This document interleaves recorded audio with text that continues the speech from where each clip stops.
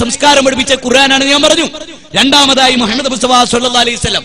മൂന്നാമതായി സഹാബത്തിൽ നിന്നാണ് അവൾ പഠിച്ചത്. നാലാമതായി മദ്ഹബിന്റെ ഇമാമിയങ്ങളിൽ നിന്നാണ് പഠിച്ചത്. അഞ്ചാമത് എനിക്ക് നല്ലൊരു ബാപ്പയുമ്മയുണ്ട്. നല്ല സംസ്കാരത്തിലാണ് അവർ എന്നെ വളർത്തിയത്.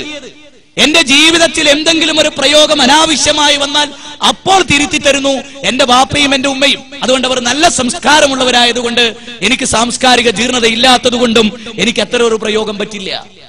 പിന്നെ രണ്ടാമത് എന്നെ പഠിപ്പിച്ച അധ്യാപകർ സംസ്കാരമുള്ളവരായിരുന്നു. ആ സംസ്കാരമുള്ള അധ്യാപകരായതുകൊണ്ട് അവരുടെ ശിഷ്യനായതുകൊണ്ടും എനിക്കത് പ്രയോഗിക്കാൻ പറ്റില്ല. നിന്റെ തറവാട് ചീഞ്ഞു നാറുവടാ കുളം തോണ്ടും ഞാൻ, നിന്റെ തറവാട് ചീഞ്ഞു നാറുവടാ കുളം തോണ്ടും ഞാൻ.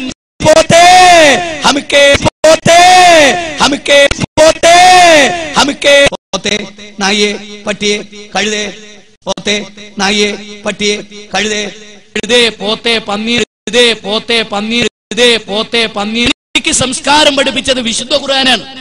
അതിന്റെ വിശദീകരണമായ മുഹമ്മദ് മുസ്തഫ റസൂൽ കരീം സല്ലല്ലാഹു അലൈഹി വസല്ലമയാണ്. എനിക്ക് സംസ്കാരം പഠിപ്പിച്ചത് വിശുദ്ധ ഖുർആനാണ്. അതിന്റെ വിശദീകരണമായ മുഹമ്മദ് മുസ്തഫ റസൂൽ കരീം സല്ലല്ലാഹു അലൈഹി വസല്ലമയാണ്. നിന്റെ തറവാട് ചീഞ്ഞു നാറുവടാ കുളം തോണ്ടും ഞാൻ, നിന്റെ തറവാട് ചീഞ്ഞു നാറുവടാ കുളം തോണ്ടും ഞാൻ. പോത്തേ നായേ കുതിരെ ഹമുക്കെ പട്ടിയെ പോത്തേ നായേ കുതിരെ ഹമുക്കെ പട്ടിയെ.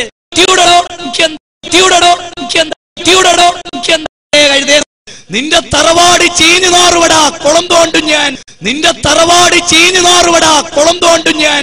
എന്റെ വാപ്പ എനിക്ക് മുജാഹിദ് എന്ന വാപ്പ പേര് വെച്ചപ്പോഴറിയോ? 972 പൂനൂര് നടന്ന സുന്നി മുജാഹിദ് സംവാദം നടന്ന ദിവസം ഉമ്മ എനിക്ക് ജന്മം നൽകി. അന്ന് എന്റെ പ്രിയപ്പെട്ട വാപ്പ അക്കും ബാത്തിലും വേർതിരിച്ചു മുജാഹിദ് എന്ന് പേരിട്ട മോനാ ഞാന്. ആ ബാപ്പാന്റെ മോന